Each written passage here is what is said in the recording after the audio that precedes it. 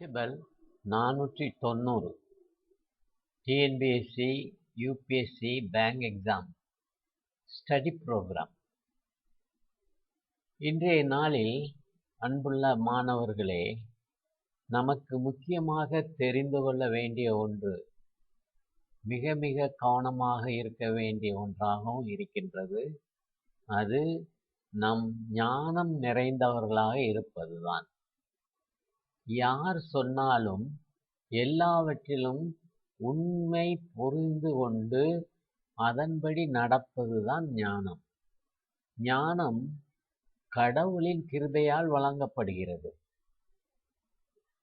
மேலும் கடவுளுக்கு பயப்படுவதன் மூலம் மட்டுமே நாம் கடவுளை காண முடியும், ஞானத்தை பெறவும் முடியும். ஞானத்துக்கான ஜெபம் 1 ராஜாக்கள் 3ஆம் அதிகாரம் 5 முதல் 14 பார்த்தோமானால், சாலமோன் அரசர் அவர் எவ்வாறு இறைவனிடம் தன்னுடைய வேண்டுதலை வைக்கிறார் என்று பார்ப்போமா? அவரது ஆட்சி காலத்தில் சாலமோன் பலிகளை செலுத்தி தம்முடைய மக்களை ஆள ஞானமும் புரிதலும் உள்ள இருதயத்தை தரும்படி கடவுளிடம் கேட்டார். முக்கிய வேண்டுகோளாக அவர் வைத்தது, உமது மக்களை ஆளவும் நன்மை தீமையை பகுத்தறியும் அறிவுள்ள மனதை உமது அடியேனுக்கு தாரும் என்று கேட்டார். இதன் விளைவாக கடவுள் மகிழ்ச்சி அடைந்து அவருக்கு முன் அதன் பின் எவரையும் விட ஞானத்தையும் செல்வத்தையும் மகிமையையும் வழங்கினார். சாலமோன் அரசர் கடவுளிடம் ஜெபித்தார். அவர் ஜெபிக்கும் போது தன்னிடம் சொத்து சுகம் என்று கேட்கவில்லை. அதை தாரும் இதை தாரும், செல்வத்தையும் செல்வாக்கையும் தாரும் என்றெல்லாம் ஒன்றுமே கேட்கவில்லை. அவர் கேட்டது ஒரே ஒரு விஷயம் மட்டுமே, நான் ஏழைகளுக்கும் எளியவர்களுக்கும் நீதி வழங்க எனக்கு ஞானத்தை தாரும் என்று கடவுளிடம் ஜெபித்தார். கடவுள் அவருக்கு ஞானத்தை மட்டுமல்ல, செல்வத்தையும் செல்வாக்கையும் கொடுத்தார். சாலமோன் அரசர் நீதி வழங்கக்கூடியவராய் ஒரே நேரத்தில் அவருடைய உண்மையான ஞானத்தை பழைய ஏற்பாடு தெள்ளத் தெளிவாக தருகிறது. 2 பெண்கள் அவரிடம் ஒரு குழந்தையை கொண்டு வந்தனர். இருவரும் தங்கள் வழக்கை அவரிடம் தெரிவித்தனர். அரசர் ஏற்கனவே தெய்வீக ஞானத்தால் நிரப்பப்பட்டிருந்தார். எனவே இந்த விஷயத்தில் தீர்ப்பு வழங்க அவர் தெய்வீக ஞானத்துடன் செயல்பட்டார்.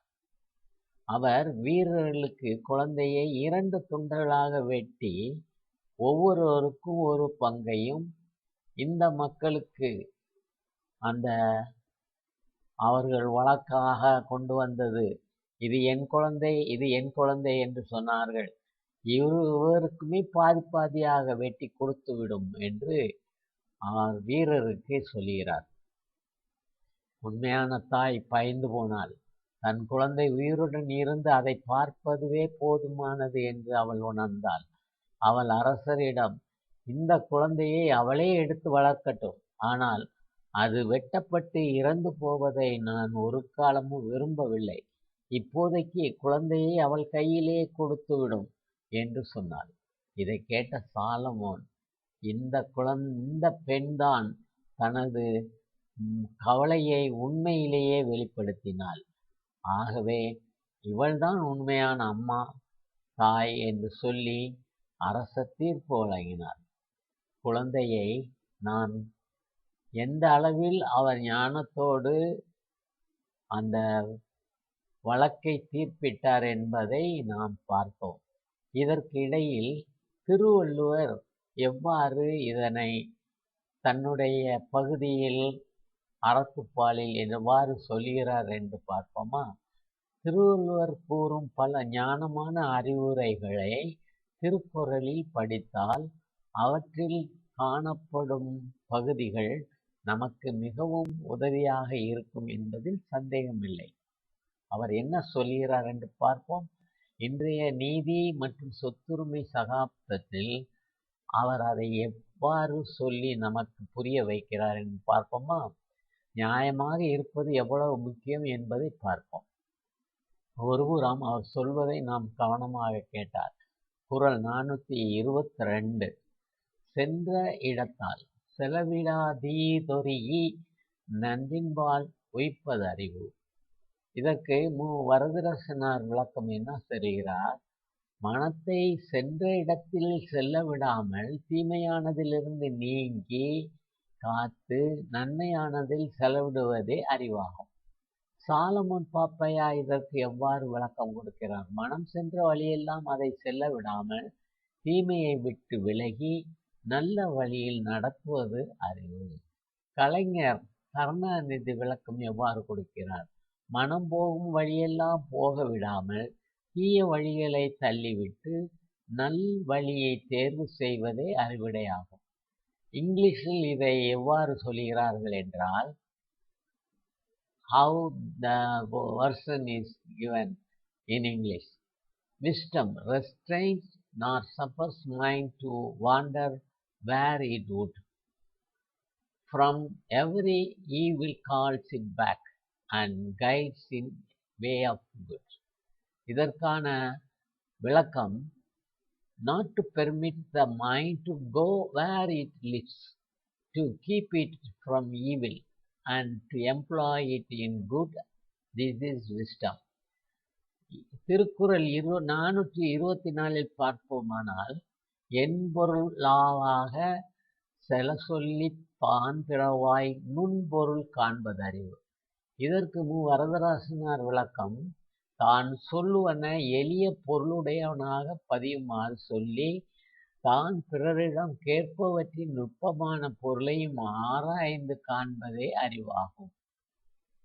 சாலமன் பாப்பையா விளக்கம், அரிய கருத்துக்களை கூட கேட்பவருக்கு விளங்கும்படி எளியவனமாகவும் அவர் மனம் கொள்ளும்படி சொல்லும் பிறர் சொல்லும் கருத்தை நுண்ணியது என்றாலும் அதை எளிதாக விளங்கிக் கொள்ளும் விதத்தில் சொல்லுவதே அறிவாகும். கலைஞர் விளக்கம், நாம் சொல்ல வேண்டியவைகளை எளிய முறையில் கேட்போரின் இதயத்தில் பதியுமாறு சொல்லி பிறர் சொல்லும் நுட்பமான கருத்துக்களையும் ஆராய்ந்து தெளிவதே அறிவுடைமையாகும். இங்கிலீஷில் wisdom as use of lucid speech, words that acceptance win, and subtle sense of others men's discourse takes in. இதற்கு விளக்கம், to speak so as that the meaning may easily enter the mind of the hearer, and to discern the subtlest thought which may lie hidden in the words of others, this is wisdom. ஞானம் மனத்தை தடுக்கிறது, அது விரும்பும் இடத்தில் அலைய விடுவதில்லை. ஒவ்வொரு தீமையிலிருந்தும் அதை திரும்ப அழைக்கிறது.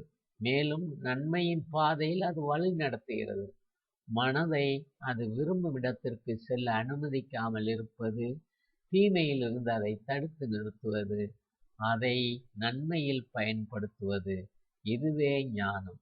பல்வேறு ஞானிகளின் உதடுகளிலிருந்து நாம் கற்றுக்கொண்டாலும் ஒவ்வொன்றிலும் ஞானத்தின் பங்கு பகுத்தறிய வேண்டிய உண்மையாக இருக்கிறது. குறள் 423 மிக தெளிவாக திருவள்ளுவர் கூறுகிறார், எப்பொருள் யார் யார் வாய் கேட்பினும் அப்பொருள் மெய்ப்பொருள் காண்பது அறிவு. இதற்கு சாலமன் பாப்பையா விளக்கம், எந்த கருத்தை எவர் சொன்னாலும் அக்கருத்தின் உண்மையை காண்பது அறிவு. கலைஞர் விளக்கம், எந்த ஒரு பொருள் குறித்து எவர் எதை சொன்னாலும் அதை அப்படியே நம்பி ஏற்றுக்கொள்ளாமல் உண்மை எது என்பதை ஆராய்ந்து தெளிவதுதான் அறிவுடைமையாகும். இந்த பகுதியை நாங்கள் டிஸ்கிரிப்ஷன் சைடிலும் கொடுத்திருக்கிறோம். உங்களுக்கு விஸ்டம், இதுதான் முக்கியமாக இறைவனிடம் நீங்கள் வேண்டி கேட்டுக்கொள்ள வேண்டிய ஒன்றாகும். நீங்கள் எந்த பரீட்சை எழுதுவதாயிருந்தாலும் உங்கள் விஸ்டம், விவேகம், ஞானம் அதிகமாக இருக்க இறைவனிடம் வேண்டிக் கொள்ளுங்கள். ஏனென்றால் நீங்கள் கேட்கப்படும் கேள்விகளை மிக எளிதில் நன்றாக எழுத முடியுமானால் அதற்கு முக்கிய காரணமாக இருப்பது ஞானம் மட்டும்தான். அறிவு என்பது புத்தகத்தை பார்த்து மனப்பாடம் செய்து கொள்வதால் வருவதுதான் அறிவு. ஆனால் ஞானம் இறைவன் தந்தால் ஒழிய அது நமக்கு வேறு யாரிடமிருந்தும் கிடைக்காது. இரண்டாவது, இறைவனுக்கு பயந்த வாழ்வே ஞானம் மிகுந்த வாழ்வாகும் என்பதில் தெள்ளத் தெளிவாக நீதிமொழிகள் எல்லாம் சொல்லுகின்றது. ஆகவே அன்புள்ள மாணவ செல்வங்களே, இந்த பகுதி உங்களுக்கு பிடித்திருக்கும்.